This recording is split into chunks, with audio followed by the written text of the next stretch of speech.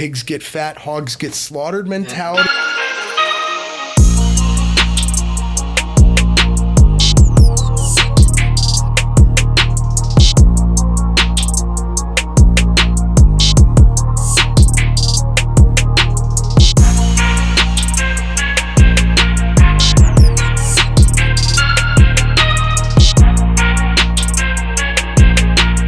Thanks for tuning in to the latest episode of Rise, Grind, Repeat. In today's episode, we talked to Tyler, owner of Doherty Insurance.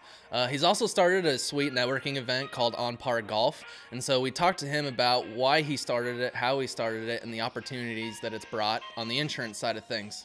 Let's dive right in.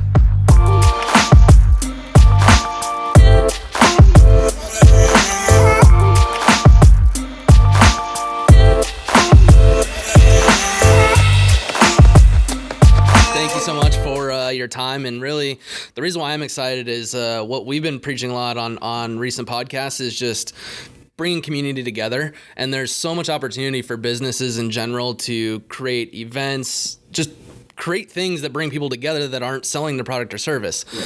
On Par Golf, and that's what got me. I was like, oh, okay, cool. And then later I found out you do insurance, and then it's like, all right, I love the model of what you're doing, and I want to hear more about it. So one, would love to hear more of what brought you here to Arizona from Chicago, and then two, a little bit of background in the insurance and what got you into the insurance industry, but three, how On Par got started. Well, so that's a couple questions. Thanks for the intro there. Chicago born and bred, came out here with the impression I would be with big insurance. That's where I was for 10 years of my career thus far before starting DIG, Doherty Insurance Group, and just knowing that coming out here in the traditional way of being in a restaurant or going to the chambers of commerces in your specific area for your business, a lot of those events were surrounded around a restaurant or indoors, you know? So when I was in Arizona, I wanted to make sure I could enjoy the weather at the same time of meeting other professionals or other business owners. So I just said, hey, if I'm in a restaurant for 3 hours, is there a way that maybe I can work with these golf courses that I've been visiting every weekend when I'm off work to give me a way to have a 9-hole little arena where I could have a platform where these young business owners or business owners in general can go outside of a restaurant or indoors to meet people.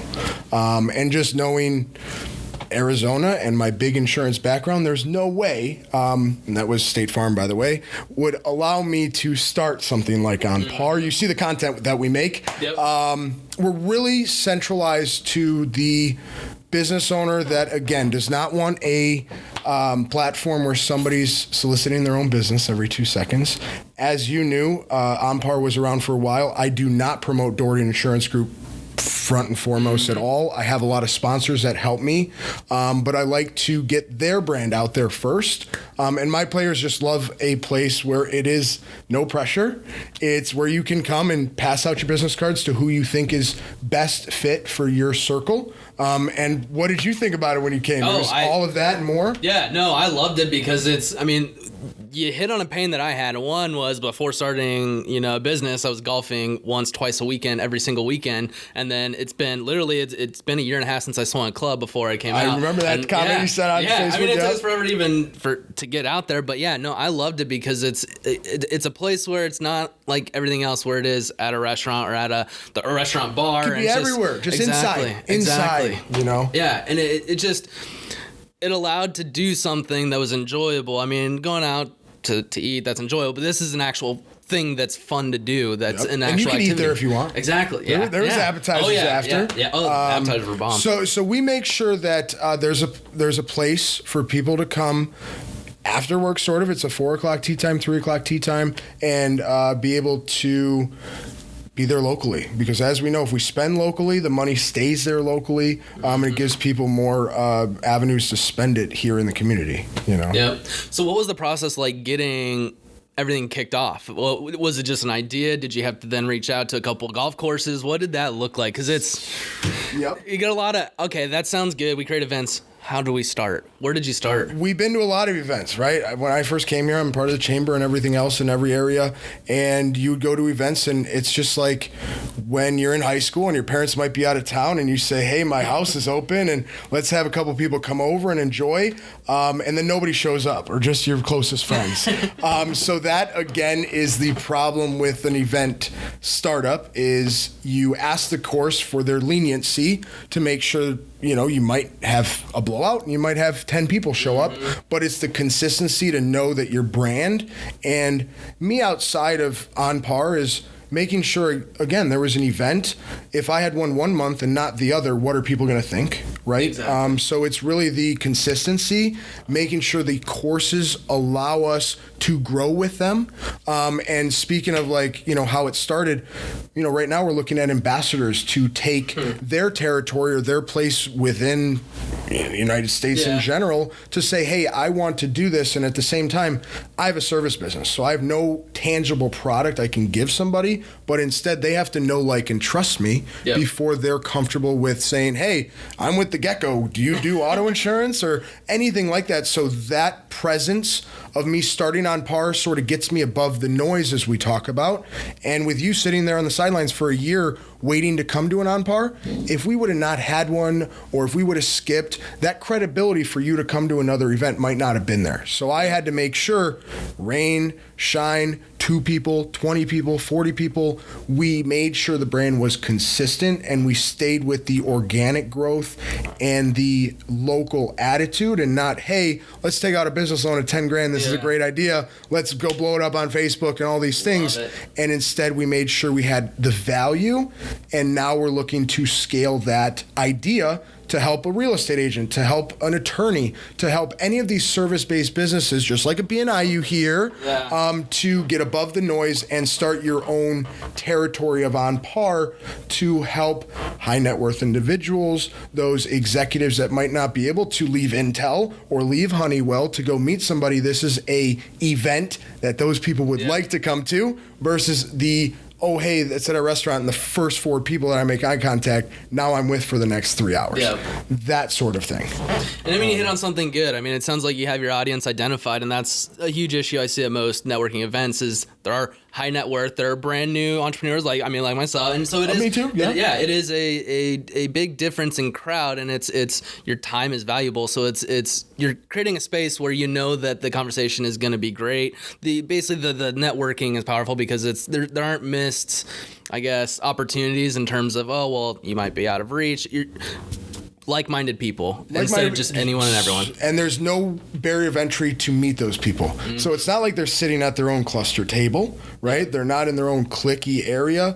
Everybody at On Par, and we have a 50% turnover because, again, maybe you can't make this month's event because of sales or the end of the month, you have to catch up at work. We have that turnover where you won't see the same faces because, again, we have enough events where you don't have to feel committed to be there every time. So that part is cool. Awesome. With anything, I mean, you start brand new, especially organically with no funding. I mean, you got to be scrappy to grow. How long did it take before you're like, okay, wow, this is getting some traction? Like, I mean, it'd be awesome if the first one was a blowout, but is that how it happened? So our first one, technically, we had a lot of buzz and a lot of people, and we started in October. So that nice weather format, and it was back in 2016. So I was about 6 months into this business for insurance.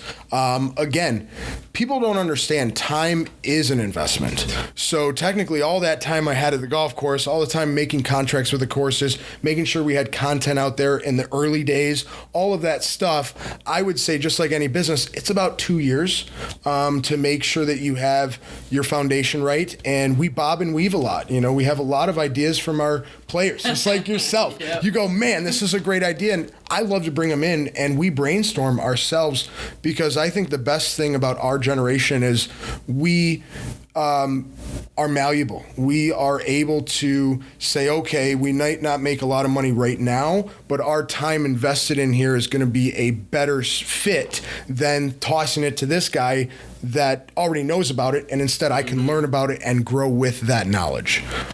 So that's what we do at On Par. As you see, the website we built in-house, the forms to get payment we built in-house. At first, you'd have to pay the golf course. So all these little sticking points, we had to make sure that, Josh is sitting right next to us. He is right there to say, Tyler, why are we doing this?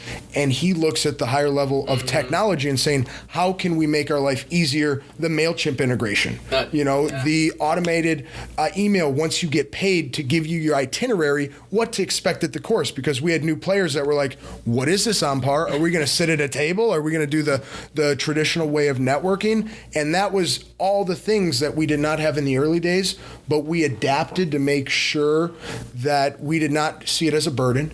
We did not see it as, oh my gosh, it's going to take $700 for this guy to come teach me how to learn this thing for the rest of my life, right? Yeah. Teach a man how to fish, that's sort of analogy. So we just said, time's on our hands. We don't have 4 kids and a mortgage and all this stuff that might throw money at it. Throw money at things. So we were able to create a quality brand, because like you said, there's a lot of networking out here, and even in the Midwest where I was from, where it gets a little clogged up with the type of industries. It gets a little clogged up with the message and the mission that those might have, because again, you're either smoking cigars, you have whiskey tastings, you have a nice luncheon, you have a nice happy hour. There's only so many variations you can deal with on those types of traditional marketing. And for me, I don't want to do that with On Par, because again, I don't want to have to sit inside for my On Par members to have a bite to eat with me. I would love that, and we do that on the side. But I'm here because my time is going to be for golf, and I'm able to justify that time to grow this brand. And all it is time. I'm not throwing money except my staff and making sure that they can deal with my stress of knowing that there's only 15 people signed up before the event, and the day of the event we're sold out with 40. It's those types of things that with 2 businesses, a lot of people go, oh, this On Par is getting really big. How's Doherty Insurance Group? Blessing is I had 10 years at State Farm, and those captive companies, those are the way I get my business, so I can really concentrate on Par as a brand instead of, again, milking it for, hey, you came to On Par, where's your insurance? And instead they came to On Par for 2 years, and they come to me as a resource, as an expert after they see I'm who I am. And so you're not doing it to try and get the business, but has it impacted business in terms of just bring in more leads, more, you know what I mean? Well, and you know what you're doing with this podcast, right? So those people that see you out there with your content, you're above the noise every time that you do that. So it takes 7 hits on somebody to make sure that they actually are engaged, or they might come to an event, or they might actually click on your website, right? So for you, I would say, the same way as this getting business, it's more about bringing awareness to you. Your business acumen is also being into play on how you grow a business, because we can talk about On Par, we could talk about a manufacturing facility, we could talk about a dental office. The whole thing is people, process, and product, and making sure what you're doing is on that brand 100%. And if it's for $500 to compromise your brand, you as a business owner need to step back and evaluate, is this money time? Is this non-money time? So for my brand, as it comes to On Par, a lot of people have known, liked, and trust me over time. Not at the beginning. Hopefully they did like me, but the trust portion is big, because not everybody from Arizona is from here. And if most people aren't, like myself. So when you go and see this guy and like, oh, this is a cool idea, and he's really trying to make a positive impact instead of a, pigs get fat, hogs get slaughtered mentality of like, hey, why do I keep writing this checks to these guys, and where's the money going? We work with charities. We make sure that we have a good brand, but to not go around the bush for that question, that's why we're bringing the ambassadorship to On Par, because I have a lot of business owners that ask, what is it doing for my business? And just like this is doing for EIC and everything else, it's getting you above the noise. Exactly. It's getting people's guards to go down and say, hey, this guy likes golf the same way I do. You're not going to be making money as an ambassador because you're helping the brand grow, but it's just like everybody that helps us in our business. If they understand they're not going to be making $100,000 in this, and it's really to promote their other business sides and their avenues, That's the promotion part. Yep. And it's whatever you want. I can have my 700-person email list blasted every 2 days with Doherty Insurance Group jargon all day. But again, that brings me back to my big insurance days. And that works, but it works for diluting your brand. And that's how I look at how we've grown. And my business is doing great at Doherty Insurance Group, but that's because I have 13 years in this industry and I have all the foresight to know, hey, I don't need to use a Post-it note anymore. Hey, we can actually do our work from a laptop. Hey, this guy needs ID cards at 8 in the morning. Okay, we're not open till 9, but I can open up my laptop for 2 minutes and email my client an ID card, and that is my work for the whole morning, right? So those little things that you realize, people nowadays, if you are using 8 hours worth of your day with the technology that we have, and you are at your office for that long, there's something wrong because you can do 8 hours in the past in 4 hours. And technically that employee that is going to be on their phone looking over their shoulder until you come over, you might as well not have that because it's going to be there until we die because technology's here. So having that little part of, not having to sell your soul for your brand is a very big piece of release for my employees, for my players, for my volunteers. You saw we had a lot of volunteers there. It's because they like the brand. They like Tyler's, initiative to help local businesses. So that's the same thing you're doing. So there's no money, but there's it's no a money lot on that front end. But it does lead to opportunity. It does lead to. You would hope. Right. It's just like our business now. Are we making a lot of money? No, but business are paid. Expenses are paid. Our lifestyle is there. I'm not punching into a clock and dreading my alarm going off at 8 in the morning. And Josh listening to this, my employees are listening to this. If that is the case, they will text me and say, hey, I don't want to be in until 11 because they will find any excuse in the book to not work until 11 anyways. Yeah, exactly. So it's that's having a conversation and being transparent, right? And if you're not and you don't have the same mission, we're here as Doherty Insurance Group to be here when people need it, but as far as using on par to get that message out there, we're grateful, and I knock on wood enough that our funnels are bringing in enough business to not have to dilute my brand for on par yet. Hey, I might hit everybody up for insurance in 2 weeks, but as of right now, everything is fine on the front of my organic ways of getting my business that way is there. But if you're a real estate agent, yes, you can use On Par to leverage whatever you want. If you're a lawyer, you can use it to leverage. It's a tool. It's all about how you use that tool. This is a tool. You can use it as an escape. This is cool. I'm on my Instagram and Facebook going, oh, look at this. I'm getting set up for a podcast because it gives you a little bit more than the guy that has never done that with me from a marketing perspective. It just creates opportunities. And I love what you're saying because we're actually about to start a whole new segment that is just reviewing apps. There'll be 5-minute clips just because there's so much. I mean, we're even finding that we'll find a Chrome extension that pulls images from stuff that would take us 5 hours. Boom, one click is done in 1 minute. And it's like how much is being done out in the world where it's just like, man, if everyone were just to put their knowledge together and figure out the tools, how much more efficient the world could run and how much more we could do in the world, how much more impact we can have. So I love your mentality there. I do want to ask, I mean, it sounded like at first the golf courses wanted you to pay. Is that changing at all? And are you finding that maybe people are starting to reach out? And even then, is it turning into, hey, could we pay you to come here? So that's a great question. What you have to look at with any golf course is how much they make in a day. So early tee times are more expensive than the older tee times. They have a little bit of inventory in the afternoons. My whole advantage is because of my golf background. I knew a couple people that worked at the courses. They put me in contact with the right person. We have the right showing at an event. And then basically the floodgates open as far as you call it an influencer, right? So I can influence, our social media followings to go to a certain course maybe, or run a certain deal that might help that course. But we're always paying because what happens is they have to block out tee times prior to us. So we have to make up that revenue, and especially in the winter. In the winter, what we notice is that's why we need ambassadors, because we can't go to Scottsdale in the winter, technically, and it's a big drive for me. But I have Silverado. I have a few golf courses ready to make the jump to have somebody facilitate that event. But again, you have to negotiate. You have to say, hey, I might only have 18 people here, and you might be on the hook for that extra money. But again, I looked at that as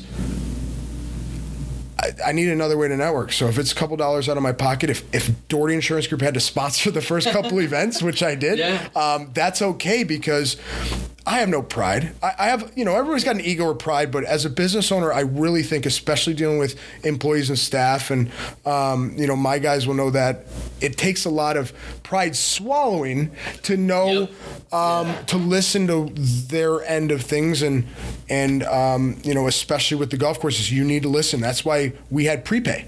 You had that platform, which took us 2 weeks to figure out how to integrate a jot form, integrate all this, which somebody wanted probably $3,000-$4,000 just to do. The whole integration, even our website, right? That's $3,000. We made it all inside house because we just went 1.0 and kept developing it. And that course said, hey, how many people do you have tomorrow? And I'm like, 18. And they're like, well, you said you'd have 25. What's going on here? And then we'd have 40 people on the guest list, because all at first you would have to do is put your name and number.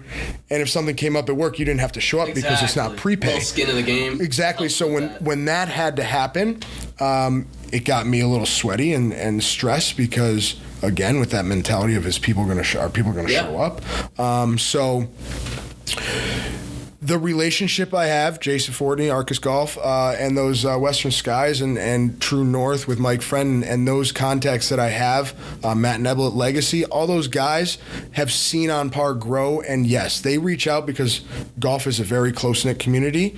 So when they say, hey, this On Par was really fun, and hey, we had beer sales and we had Gatorades, we had all this food and beverage above and beyond the normal summer 120 degree day.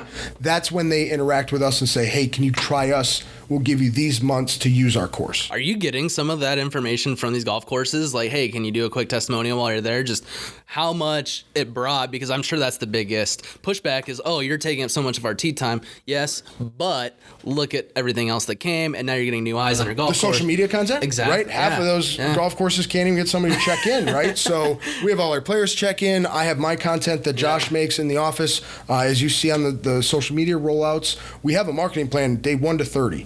Those golf courses, when they reach out, it's a testing ground. So we're about to hit Phoenician in August. Phoenician is a renovated golf course of $90 million in Scottsdale. The friend moved from one golf course as a pro to another golf course as a pro, and reached out to me and said, hey, I think I can get you out here. Wow. So when he did that, we have August there in Advantage. Sean, he's going to be sponsoring that event. But it's making sure that I put myself out there enough to get these courses trusting On Par and our brand, because they would not have us out there if we're just a bunch of beer drinkers and duff makers and cause beers and hey, everybody can do that in the winter. There's plenty of that going on. That's not the goal of exactly. And they see that it's all business owners, and when somebody may need to take out a client or a prospect, they go, hey, we just played True North, that was a great course, or hey, On Par was just here, I saw, let's try them first. So we're just seeing a lot of, again, momentum. Time will tell, but those little guys that you go, oh my gosh, the guy from college, now is, doing this startup that sold for $110 million. My buddy in LA just sold one, and I'm looking at him. But for 6 years behind the scenes, you do not know the amount of work and the amount of coding and the amount of venture capitalists that he had to raise, and the amount of money that they sold it for. How much equity that these people leave with is very slim. So for me to have a passion of love in a business that I can have the next 30 years, which is my plan, be in insurance for already 13 years, On Par is just a extension of a brand that I want to help bring to the masses of service industries that don't have a shiny product that they can put on a commercial or anything else, and separate themselves from the other service businesses that do the same thing as I do. But instead they go, oh, you heard of that Tyler guy? He runs On Par. You ever been there?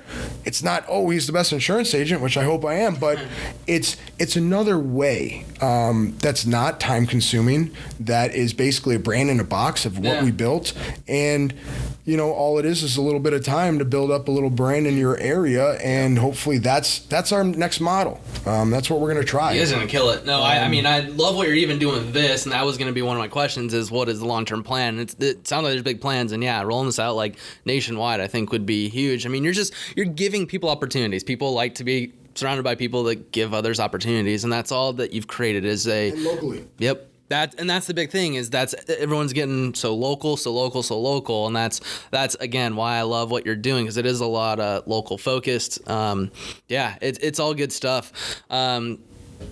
As we kind of wrap it up, would love to hear, you're doing a lot. You're doing a lot of testing, it sounds like. I absolutely love. I mean, you are too.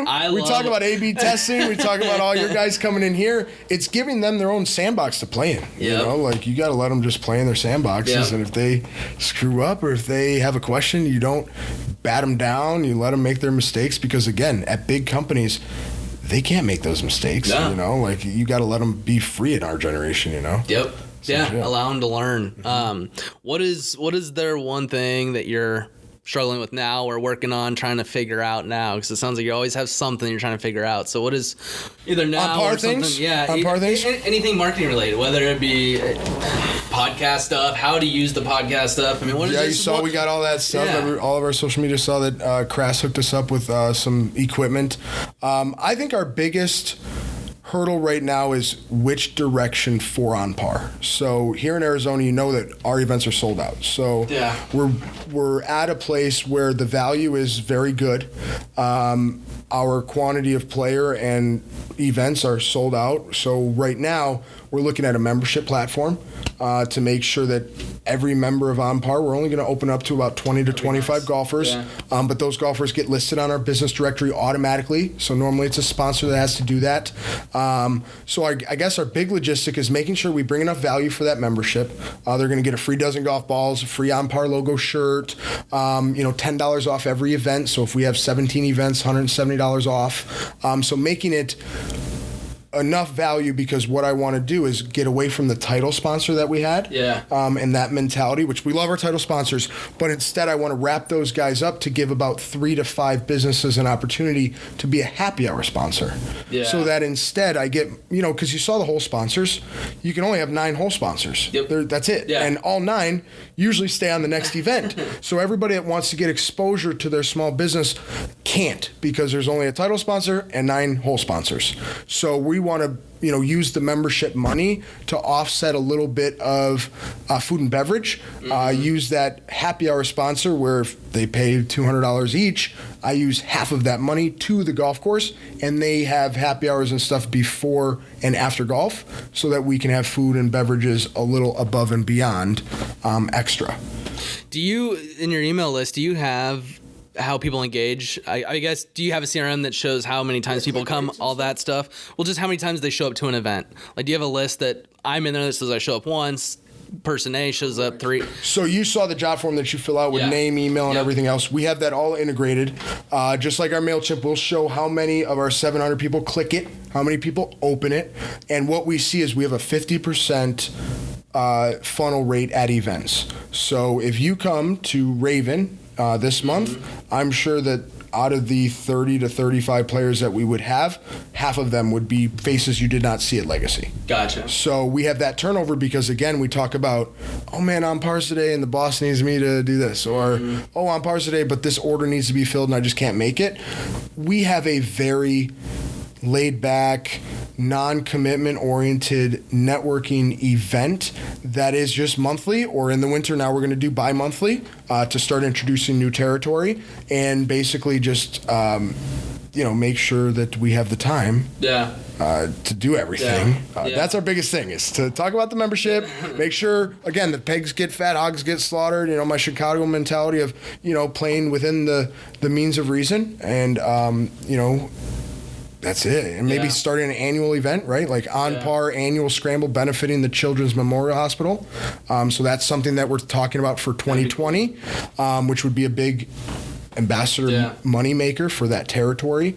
But again, all these things are, just like you talk about, put into play. Okay, hey, this didn't work out as well. Let's curveball. How do we sit back? And So that's our biggest thing. And as you see with our whiteboard and everything, we have bi-monthly meetings with my guys, and we talk about, hey, what's our sticking point here? And we have all of our events laid out until December. So we're very proactive to make sure that our second business does not interfere with our main business, and that we put our time to use in good ways every time. Yeah. Is how we're looking at it. Yeah, I mean, it sounds like you're just taking it to the next level, and it's just a matter of figuring out logistics and really showing the value of it to get those people to pay the memberships and stuff like that. I mean, if you have your list of emails, it'd be interesting. I don't know if you're already doing it, but the people that show up more frequently is email them, just say, hey, can we get 5-10 minutes before the next event that you're coming to, and just get a testimonial about the what you get, the sponsorship, all that. That's great, but everyone's there to network, is really getting what opportunities has this created outside of the golf course. And I think getting those, when people can hear more of those, and not even just the financial aspect, but just the friendships, what it's created, exactly what it's created. I think getting that would be a huge step in getting to the next step. Because if you can get other people to say what opportunities it's created, that's what people are looking for in these networking. Testimonials. Exactly. And we have a few of those on the website. They're down towards the bottom. We had old sponsors do that. And on the Facebook Live that I do prior to everybody coming in, like Dan Bates, he's at East Valley Nissan. He's gotten 2 deals since he's shown up to On Par in 6 events. Yeah. So that kind of stuff is, again, I want to definitely put that out there, but I don't want the player to just when you're coming in here, I don't want them to feel awkward or anything. But again, all of them, even when the membership, we did a survey to make sure that we had about 25. We already have that basically accounted for. But again, you want to make sure that you take the feedback from those first members and you wait a little bit to make sure that they find value in what they did. And then we'll add another 25 and then go from there, because it's all about the building process. I just love how you're testing, your methodology, how you approach things. It's so fun. This is great. Would love to just give you a chance to give a shout out. Where can people find you? On Par, everything. The On Par, you Google that. My guys have made sure that we are first in Google, hopefully, for anything golf networking or On Par networking, because it is a new thing. And 9 holes is the biggest way to make an impact, because it only takes 2 hours of your time versus 18 holes, and it's all skill levels. So if you're out there saying, hey, I just went to Top Golf and I almost hit the guy in the bay next to me, that's okay, because it's a scramble best ball format. Everybody hits a drive. Everybody goes in from there. Find us on our Instagram, On Par Golf Networking, Facebook, On Par Networking, the website, everything like that. And just check us out. And if you've played, please leave us a Google review. We're on there. And then if you guys have any ideas, any new courses, any sponsors that want to reach out, any supporters, just send us emails, show us some love on social media, and we're going to be here for 30 years running, hopefully. Love it. And Dustin might have the next territory coming up in Scottsdale, I think. 10B. Appreciate the time, man. Thank you. Yeah, I can't wait to go to the next event, but more importantly, I can't wait to watch you guys grow. I mean, you guys are gonna explode. I mean, I can't wait to watch it. Same with what you're doing, that podcasting and making this available to the masses. That's the same thing as bringing it to a small business owner that might not be able to afford the $700 BNI, or afford the $400 podcast room rental at the executive suites that they rent at. Exactly. So definitely, what you're doing, make sure to reach out with Dustin too. Even if you mention On Par, I think we're going to be doing something with the business directory to offer something to our On Par members. But again, what you're doing and coming in here, putting me on blast, and everything you're doing, we'd love to, be a part of anything. So we appreciate it. Love it. Appreciate it, man. Thank you.